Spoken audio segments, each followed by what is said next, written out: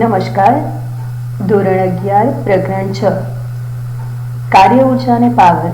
આ પ્રકરણમાં આજે સ્વાધ્યાયના દાખલા તથા ચલબળ વડે થતું કાર્ય તથા ચલબળ માટે કાર્ય ઉર્જા પ્રમેય ભણીશું. તો શરૂઆત કરીએ સ્વાધ્યાયના 6.1થી. સ્વાધ્યાયના 6.1માં આપણે કાર્યનું ચિહ્ન જણાવવાનું છે કે કાર્ય ધન મળશે કે ઋણ. તો 5 પ્રશ્ન પૂછેલા છે. આપણે એ થી શરૂઆત કરીએ. એ અને બી કિસ્સો, જેમાં પ્રશ્ન છે દોરડા સાથે બાંધેલી બાલદી એટલે કે ડોલ કૂવામાંથી બહાર કાઢતા માણસ વડે થયેલું કાર્ય.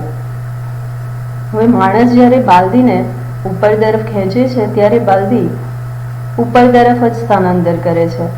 આમ માણસે લગાડેલું બળ અને ડોલનું સ્થાનાંતર એક જ દિશામાં હોવાથી એફ અને ડી વચ્ચેનો ખૂણો થશે 0, cos 0 1. therefore કાર્ય W = FD cos 0 1. therefore કાર્ય મળશે ધન. આ રીતે આ કિસ્સામાં કાર્ય ધન મળ્યું. હવે બી પ્રશ્નમાં ઉપરના કિસ્સામાં ગુરુત્વાકર્ષી બળ વડે થયેલું કાર્ય. તમને યાદ હોય તો કાર્ય ધન ઋણ કે શૂન્ય ક્યારે મળે એ કિસ્સામાં આપણે આની ચર્ચા કરેલી છે કે ગુરુત્વાકર્ષી બળ હંમેશા અધો દિશામાં લાગે છે. જ્યારે માણસ બાલદીને એટલે ડોલને ઉપર તરફ ખેંચે છે ત્યારે પણ ગુરુત્વાકર્ષી બળ અધો દિશામાં હોય જ છે અને ડોલનું સ્થાનાંતર ઉપરની દિશામાં એટલે ઉર્ધ્વ દિશામાં થાય છે. આમ બળ ગુરુત્વાકર્ષી બળ અધો દિશા અને સ્થાનાંતર ઉર્ધ્વ દિશા એટલે કે એફ અને ડી પરસ્પર વિરુદ્ધ છે. એફ અને ડી પરસ્પર વિરુદ્ધ હોવાથી તેમની વચ્ચેનો ખૂણો 180 ડિગ્રી, cos 180 -1. therefore બી કિસ્સામાં કાર્ય ઋણ થશે. આમ તમે સમજી શકશો કે માણસ વડે થયેલું કાર્ય ધન અને ગુરુત્વાકર્ષી બળ વડે થયેલું કાર્ય ઋણ મળશે. હવે સી પ્રશ્ન, ઢળતા સમતલ પર લપસતા પદાર્થ પર ઘર્ષણ વડે થયેલું કાર્ય. હવે તમને ખ્યાલ છે કે ઘર્ષણ એ ગતિની વિરુદ્ધ દિશામાં લાગે છે. એટલે કે પદાર્થ લપસતો હોય, સરકતો હોય ત્યારે તેનું સ્થાનાંતર અને ઘર્ષણ બળ પરસ્પર વિરુદ્ધ થશે. તો એફ અને ડી પરસ્પર વિરુદ્ધ હોય તો થીટા થાય 180, cos 180 -1. therefore કાર્ય થશે ઋણ. ડી કિસ્સો, ખરબચડા સમક્ષિતિજ સમતલ પર સમાન વેગથી ગતિ કરતા પદાર્થ પર લગાડેલા બળ વડે થતું કાર્ય. હવે ખરબચડા સમક્ષિતિજ સમતલ પર પદાર્થને ગતિ કરતો જાળવી રાખવા માટે બળ લગાડતા રહેવું પડે છે. બળની દિશામાં જ પદાર્થનું સ્થાનાંતર થાય છે. આમ બળ અને સ્થાનાંતર એક જ દિશામાં થશે. તેથી theta 0 degree, F D cos 0 1. therefore કાર્ય થશે ધન. આ રીતે ચોથા કિસ્સામાં કાર્ય ધન મળે છે. પાંચમો કિસ્સો, પ્રશ્ન છે દોલન કરતા દોલકને એટલે કે લોલકને સ્થિર કરવા માટે હવાના અવરોધક બળ વડે થતું કાર્ય. લોલક દોલન કરતું હોય ત્યારે હવાનું અવરોધક બળ તેના ગતિનો વિરોધ કરે છે. ગતિનો વિરોધ કરતું બળ એ સ્થાનાંતરની વિરુદ્ધ હોય. આમ હવાનું અવરોધક બળ દોલનની ગતિનો વિરોધ કરતા હોવાથી એફ અને ડી વચ્ચેનો કોણ 180 ડિગ્રી, cos 180 -1. therefore કાર્ય ઋણ મળશે. આમ તમે કાર્ય ક્યારે ધન અને ઋણ મળે એના 5 કિસ્સાઓ જોયા. હવે સ્વાધ્યાયનો 6.2 પ્રશ્ન રેન્ક આવો છે, પ્રારંભમાં સ્થિર રહેલ 2 kg દળનો એક પદાર્થ 7 ન્યૂટનના સમક્ષિતિજ દિશાના બળની અસર હેઠળ ટેબલ પર ગતિ ઘર્ષણાંક 0.1 સાથે ગતિ કરે છે. તો નીચેની ગણતરી કરી પરિણામનું અર્થઘટન કરો. તમારે 4 વેલ્યુ શોધવાની છે. સૌથી પહેલાં લગાડેલા બળ વડે 10 સેકન્ડમાં થતું કાર્ય, ત્યારબાદ ઘર્ષણ વડે થતું કાર્ય. ત્રીજો પ્રશ્ન 10 સેકન્ડમાં પરિણામી બળ વડે થયેલું કાર્ય. અને પ્રશ્ન 4 10 સેકન્ડમાં ગતિ ઉર્જાનો ફેરફાર. હવે પ્રારંભમાં પદાર્થ સ્થિર છે એટલે એનો પ્રારંભિક વેગ u બરાબર 0. તમે v0 પણ લખી શકો. પ્રારંભિક વેગ v0 બરાબર 0 અથવા u બરાબર 0. પદાર્થનું દળ છે 2 kg, તો m is equal two 2 kg. લગાડેલું બાહ્ય બળ F 7 ન્યૂટન, ગતિ ઘર્ષણાંક ન્યુ 0.1 આપ્યો છે અને સમય આપ્યો છે 10 સેકન્ડ. હવે તમારે જે 3 કાર્યો શોધવાના છે એમાં લગાડેલા બળ વડે થતું કાર્ય ગણવું હોય તો બળ ગુણ્યા સ્થાનાંતર કરવું પડે. આ માટે સ્થાનાંતર શોધવું પડે. તો યાદ કરો, સ્થાનાંતર શોધવા માટે અચળ પ્રવેગી ગતિનું સમીકરણ એ સ્થાનાંતર s અથવા d is equal two v0t plus 1/2 at². v0ના સ્થાને u લખો તો સૂત્ર થાય d is equal two ut plus 1/2 at². આ રીતે સ્થાનાંતર શોધી દેવાનું. સ્થાનાંતર માટે પ્રવેગની જરૂર પડશે, તો પ્રવેગ માટે ન્યૂટનનો ગતિનો બીજો નિયમ F બરાબર ma, અને એ પરથી પ્રવેગ a શોધી લેવાનું. આ રીતે આપણે સૌથી પહેલાં પ્રવેગ શોધવો છે તો બળ લાવીશું અને ત્યારબાદ સ્થાનાંતર શોધી અને કાર્યની ગણતરી કરીશું. રીત સમજાઈ ગઈ હશે. તો અહીંયા લગાડેલું બળ 7 ન્યૂટન છે, પણ ઘર્ષણ બળ ગતિનો વિરોધ કરે છે. તેથી ઘર્ષણ બળ સૌથી પહેલાં શોધી દઈએ અને ત્યારબાદ પરિણામી બળ મળશે. ઘર્ષણ બળનું સૂત્ર F is equal to mu N. અગાઉ તમે 5મા ચેપ્ટરમાં ભણી ગયા છો. Mu N is equal to mg. Value બધી એડ કરી દઈએ. Mu 0.1, m 2 kg, g 9.8. Answer calculate કરશો 1.96 ન્યૂટન. આ રીતે ઘર્ષણ બળ લાગે છે જે ગતિનો વિરોધ કરે છે. ઘર્ષણ બળ અને લગાડેલું બળ પરસ્પર વિરુદ્ધ હોય તો પરિણામી બળ બંનેના તફાવત જેટલું થાય. એટલે કે સમાસ બળ અથવા પરિણામી બળ F' કહીએ તો F' is equal two capital F minus small f. 7 minus 1.96 એટલે પરિણામી બળ મળશે 5.04 ન્યૂટન. આ રીતે પરિણામી બળ શોધ્યું. હવે એના પરથી પ્રવેગ લાવી અને સ્થાનાંતર શોધી શકાય. તો ન્યૂટનનો ગતિનો બીજો નિયમ F' બરાબર ma. પ્રવેગ is equal to F' upon m. F'ની વેલ્યુ 5.04 અપોન 2. આન્સર પ્રવેગનો મળશે 2.52 ms માઇનસ 2. પ્રવેગ મળી ગયો છે. હવે સ્થાનાંતરનું સૂત્ર s અથવા d is equal two ut plus 1/2 at² અથવા v0t પ્લસ 1/2 at². v0 અથવા u એટલે પ્રારંભિક વેગ 0 એટલે પ્રથમ પદ થશે 0. ત્યારબાદ 1/2 એ અગાઉ શોધ્યો છે 2.52. 10 સેકન્ડનું કાર્ય શોધવું છે એટલે એનો સમય t 10 સેકન્ડ લઈએ તો વેલ્યુ મળશે 126 મીટર. આ રીતે 10 સેકન્ડમાં થયેલું સ્થાનાંતર આપણે શોધી દીધું. હવે કાર્યોની ગણતરી કરીએ. તો સૌથી પહેલાં આપેલા બળ વડે થતું કાર્ય એટલે કે W1 કહીએ તો F ઇન્ટુ D અથવા F ઇન્ટુ S. S સ્થાનાંતર છે. F 7 newton. સ્થાનાંતર 126 મીટર. કેલ્ક્યુલેટ કરો, આન્સર આવશે 882 જૂલ. આ રીતે લગાડેલા બળ વડે થતું કાર્ય 882 જૂલ છે. હવે ઘર્ષણ બળ એની ગતિનો વિરોધ કરશે એટલે કે બળનો વિરોધ કરે તો ઘર્ષણ બળ વડે થતું કાર્ય ઋણ મળે. એને W2 કહીએ તો માઇનસ Fs અથવા Fd તો માઇનસ ઘર્ષણ બળનું મૂલ્ય અગાઉ શોધ્યું છે 1.96 ઇન્ટુ 126 સ્થાનાંતર છે. કેલ્ક્યુલેટ કરો. આન્સર મળશે -246.96. એપ્રોક્સિમેટ લઈએ સાર્થક અંકો મુજબ અને -247 જૂલ લખી શકાય. આ રીતે -247 જૂલ કાર્ય ઘર્ષણ બળ વડે મળે છે.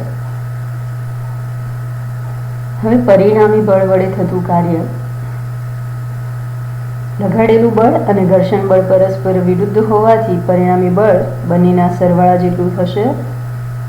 W1 ધન છે અને W2 ઋણ છે. ધેરફોર પરિણામી બળ વડે થતું કાર્ય W3 882 -247 635 જૂલ. હવે 10 સેકન્ડમાં ગતિ ઉર્જાનો ફેરફાર શોધવો છે તો કાર્ય ઉર્જા પ્રમેય યાદ કરો. W ડેલ્ટા કે. અહીંયા પરિણામ બળ વડે થતું કાર્ય W એ આપણે W3 તરીકે લખ્યું છે. તો ડેલ્ટા કે W3 અને W3 છે 635 જૂલ. આમ ગતિ ઉર્જાનો ફેરફાર એક પરિણામી બળ વડે થતા કાર્ય જેટલું મળે છે. એટલે એનું અર્થઘટન કાર્ય ઉર્જા પ્રમેય દર્શાવે છે કે પરિણામી બળ વડે પદાર્થ પર થતું કાર્ય તેની ગતિ ઉર્જાના ફેરફાર જેટલું હોય છે. હવે આજે આપણે ચલ બળ ભણવા જઈ રહ્યા છીએ. ચલ બળ વડે થતું કાર્ય. અગાઉ તમે અચળ બળ વડે થતું કાર્ય W F.D ભણ્યા છો, એટલે કે FD cos θ ભણ્યા છો. ચલ બળનો અર્થ થાય જે બળ પદાર્થના ગતિના સ્થાન પર કે સમય પર કે બંને ઉપર આધાર રાખે તેને ચલ બળ કહેવાય. જો કે મોસ્ટલી બધા જ કિસ્સામાં ચલ બળ જ લાગતું હોય છે. અહીં અચળ બળની વ્યાખ્યા આપણે આપી કે W F.D એ કાર્ય ક્યારેક જ જોવા મળે છે. એટલે મોટે ભાગે તો આપણે વ્યવહારમાં ચલ બળ સાથે જ કામ લેવું પડે છે. તો બળ સાથે સ્થાન કેવી રીતે બદલાય છે એવો એક અહીંયા આલેખ દર્શાવ્યો છે. આકૃતિમાં જોઈ શકો છો.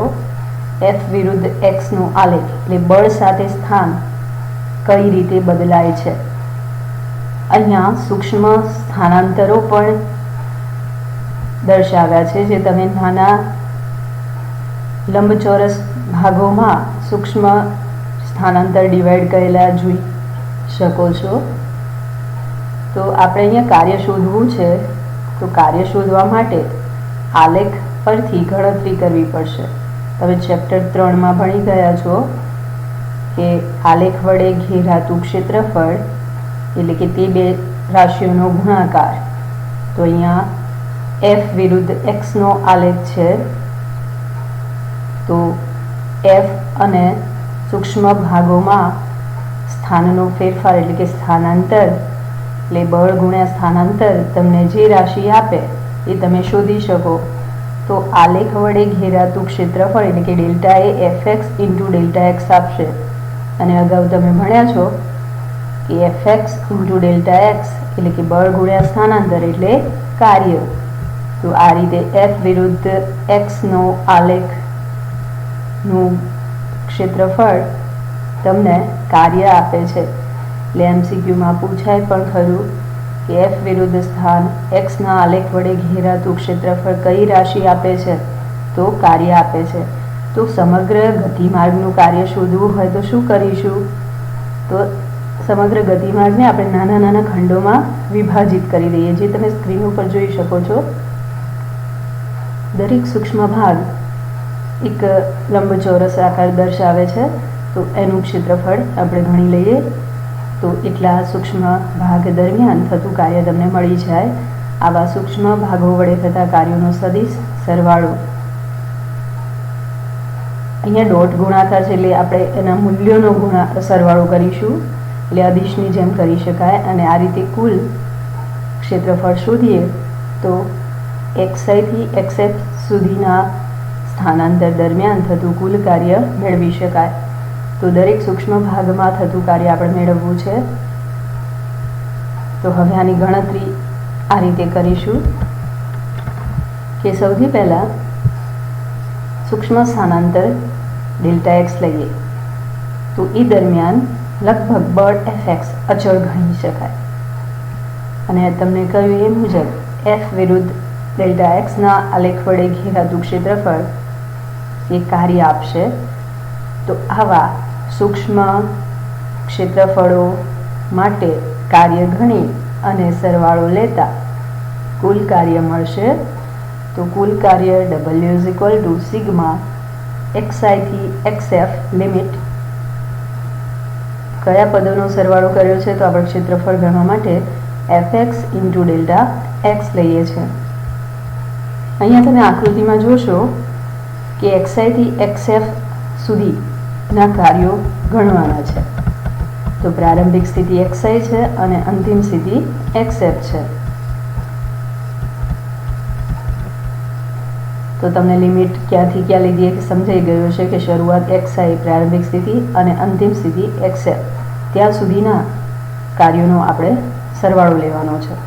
જો સ્થાનાંતરના મૂલ્યો બહુ જ સૂક્ષ્મ લેવામાં આવે એટલે કે શૂન્યની નજીક લેવામાં આવે તો સરવાળામાં પદોની સંખ્યા અનંત બની જાય અને ગણિતના નિયમ મુજબ આ સરવાળાનું મૂલ્ય આલેખ નીચેના ક્ષેત્રફળના મૂલ્ય જેટલું થાય.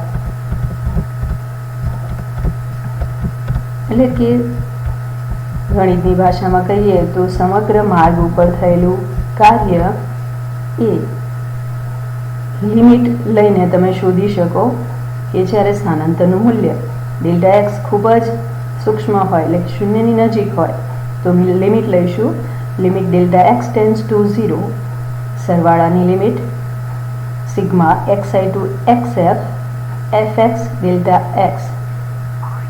આ રીતે સમગ્ર માર્ગ પરનું કાર્ય ગણી શકાય. તો આવા સૂક્ષ્મ પદોનો સરવાળો એ સંકલનમાં પરિણમે સંકલનની લિમિટ થશે XI થી XF fx dx. આ રીતે આપણે કાર્ય શોધી શકીએ. હવે તમે અગાઉ યાદ હોય તો અચળ બળ માટે થતું કાર્ય એ બે સદિશોના અદિશ ગુણાકારથી મેળવ્યું હતું. હવે આ ચલ બળ વડે થતું કાર્ય છે જે આપણે નાના નાના સૂક્ષ્મ પદોમાં સ્થાનાંતર દરમિયાન થતા કાર્યના સરવાળાથી મેળવીએ છીએ. કારણ કે સ્થાન સાથે બળ બદલાય છે એટલે એને ચલ બળ કહીએ છીએ. ત્યારે કાર્ય આ સૂત્રથી મેળવીશું. યાદ રાખજો સંકલનથી કાર્ય મેળવાય. સંકલન XI ટુ XF એટલે જ્યાંથી શરૂઆત કરી હોય ત્યાંથી અંતિમ સુધીની લિમિટ fx dx. આમ જ્યારે ડેલ્ટા એક્સ શૂન્યને અનુલક્ષીને લેવામાં આવે ત્યારે આ સરવાળો ચલિત બળ વડે થતું કાર્ય બળ અને સ્થાનાંતર પદના નિયત સંકલન વડે મેળવી શકાય છે. તો આ રીતે તમે ચલબળ વડે થતું કાર્યનું સૂત્ર યાદ રાખી લીધું હશે કે W is equal two integration એટલે કે સંકલન જે લિમિટ શરૂઆતની હોય ત્યાંથી અંતિમ લિમિટ fx dx. ઓકે, આમ ચલબળ વડે થતું કાર્ય આપણે મેળવ્યું. હવે ચલબળ માટે કાર્ય ઉર્જા પ્રમેય મેળવવો છે. અગાઉ તમે અચળ બળ માટે અચળ પ્રવેગી ગતિના સમીકરણોનો ઉપયોગ કરી W બરાબર ડેલ્ટા કે મેળવ્યું છે. એ કાર્ય ઉર્જા પ્રમેય અગાઉ આપણે મેળવ્યો હતો. આજે ચલ બળ માટે કાર્ય ઉર્જા પ્રમેય મેળવીશું. ચલ બળ એટલે તમને કહ્યું એ મુજબ સ્થાન કે સમય કે બંને સાથે બદલાતું હોય એવું બળ અને એના માટે કાર્ય ઉર્જા પ્રમેય આપણે વ્યાખ્યાયિત કરવું છે. તો સૌથી પહેલા ધારી લો કે એક પરિમાણમાં એટલે x અક્ષની દિશામાં ગતિ કરતો એક પદાર્થ જેનું દળ m છે અને ઝડપ v છે. તો ગતિ ઉર્જા એટલે કે kinetic energy k is equal two 1/2 mv² થાય. હવે આપણે અહીંયા બંને બાજુ સમયની સાપેક્ષે એનું વિકલન કરીએ. વિકલન તમે અગાઉ પ્રકરણ 3 ભણ્યા છો. તો બંને બાજુ t ની સાપેક્ષે વિકલન કરીએ એટલે dk upon dt is equal to d upon dt into 1/2 mv². એટલે કે સમયની સાપેક્ષે આપણે વિકલન કરીએ તો જે રાશિ સમય સાથે બદલાય એનું વિકલન થાય અને જે રાશિ અચળ રહેતી હોય તેનું વિકલન ન થાય. એટલે કે 1/2 એ અંક છે, સંખ્યા છે, એ અચળ રહે એનું વિકલન ન થાય. હવે પદ વધ્યું mv². હવે તમે અગાઉ ભણ્યા છો કે દળ એ અચળ લઈ શકાય. સમય સાથે દળ બદલાતું નથી. તમે અત્યારે જે દળ ધરાવો છો અમુક સમયના ગાળા સુધી તમારા દળમાં કોઈ મોટો ફેરફાર થતો નથી. એ દળને અચળ ગણી શકીએ. તો 1/2 mv² માં 1/2 અંક હોવાથી અચળ લીધું છે. દળ એ સમય સાથે હાલ બદલાતું નથી એટલે એને અચળ ગણી શકાય. હવે v² નું વિકલન કરીએ તો અગાઉ તમે વિકલન ભણ્યા છો કે ઘાત આગળ ગુણી દેવી અને એક ઘાત ઘટાડી દેવી, એટલે કે x⁻n નું સંકલન વિકલન કંઈ આવું થતું હતું. n x⁻n-1 એટલે ઘાત આગળ ગુણી દેવી અને એક ઘાત ઘટાડી દેવી. તો અહીંયા v² છે એટલે 2 આગળ ગુણી દીધા અને v ની એક ઘાત ઘટાડી દો એટલે 2 - 1 therefore થશે v. આમ v² નું સંકલન 2v dv/dt. હવે 1/2 અને 2v માંથી 2 કેન્સલ થશે એટલે વધ્યું mv dv/dt. mv dv/dt. એમાં ન્યૂટનનો ગતિનો બીજો નિયમ અહીંયા વાપરીએ તો dv/dt એટલે પ્રવેગ. વેગનું સમયની સાપેક્ષે વિકલન પ્રવેગ આપે. therefore dv/dt ના સ્થાને a મૂકીએ તો ma v. ma એટલે ન્યૂટનનો ગતિનો બીજો નિયમ F = ma. તો fv થશે. v એટલે એને આ રીતે લખીએ કે v એટલે સ્થાનાંતરનું સમયની સાપેક્ષે વિકલન, તો dx/dt. આમ f dx/dt. તો ગતિ ઉર્જાનું સમયની સાપેક્ષે વિકલન કરતા સૂત્ર મળે છે dk/dt = f dx/dt. હવે બોથ સાઈડ dt પદ કેન્સલ કરો તો dk થશે f dx. હવે તમને યાદ આવી ગયું હશે કે f dx એટલે બળ ગુણ્યા સ્થાનાંતર. તો અહીંયા કંઈક એવું જ પદ મળે છે. તો બંને સાઈડ સંકલન લઈએ તો આવા નાના નાના પદોનો સરવાળો કરી અને કુલ મૂલ્ય મેળવી શકાય. તો dk = f dx. આ પદમાં બંને સાઈડ આપણે સંકલન લઈએ જ્યાં પ્રારંભિક સ્થાન xi થી અંતિમ સ્થાન xf સુધીનું આપણે લિમિટમાં મૂલ્ય શોધીશું. તો dk એટલે કે kinetic energy initial to final એટલે એની લિમિટ થશે ki to kf અને f dx એમાં x xi to xf સુધી બદલાય છે. હવે સંકલન મુજબ આપણે જેમ dx નું સંકલન x થાય છે એવી રીતે અહીંયા dk નું સંકલન k થશે. તો k એમાં ઉપરની લિમિટ એટલે કે અંતિમ લિમિટ kf અને પ્રારંભિક લિમિટ ki. એવી રીતે f dx માં